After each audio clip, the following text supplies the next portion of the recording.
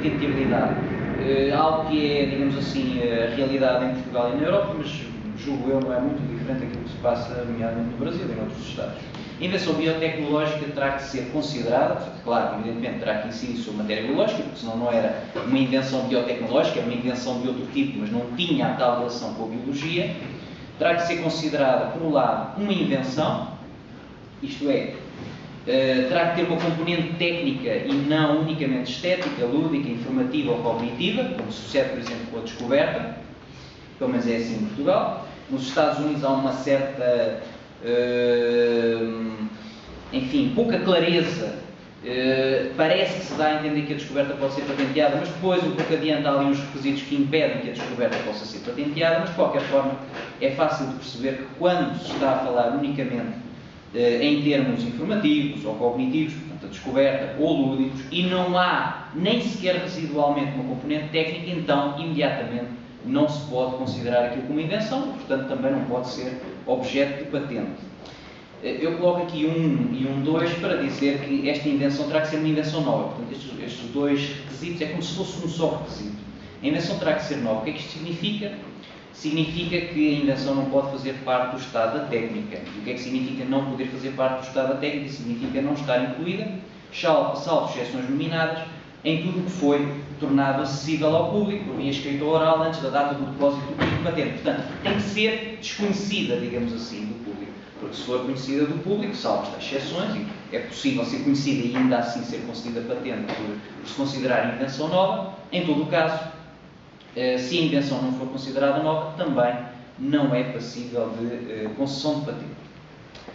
Segundo requisito, portanto, partindo do princípio que o primeiro requisito é a invenção nova, compreendendo, portanto, o que significa ser uma invenção.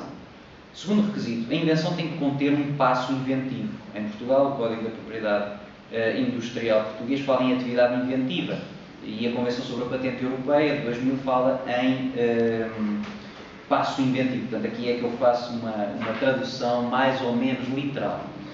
Já vamos ver em que é que consiste este passo inventivo, portanto, vou passar ao terceiro requisito geral de patentabilidade, que é a invenção tem que ser suscetível de aplicação industrial. O que é que isto significa?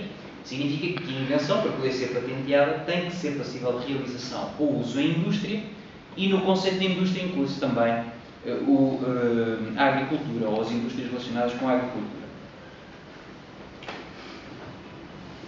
Para além destes requisitos, destes três requisitos, é também necessário o preenchimento de requisitos formais, tais como o depósito da matéria biológica até a data de apresentação do pedido de patente, numa instituição de depósito reconhecida, e a comunicação de informações claras, completas e pertinentes sobre as características dessa mesma matéria biológica.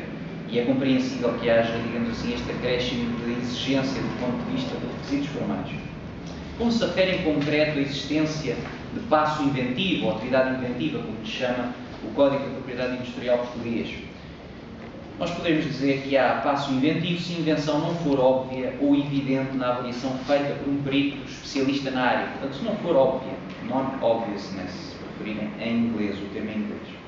Entende-se que a invenção é não evidente se, portanto, passível de poder, por esta via, ser patenteada a invenção, se não existir uma etapa que decorreria, se não consistir ou não significar uma etapa que decorreria do processo ou do progresso normal da tecnologia pré-existente, se não significar o encadeamento lógico do desenvolvimento do estado da técnica, ou ainda se não implicar o exercício de nenhuma habilidade acrescida face ao que é normalmente esperado de qualquer pessoa com os conhecimentos médios para a área em causa.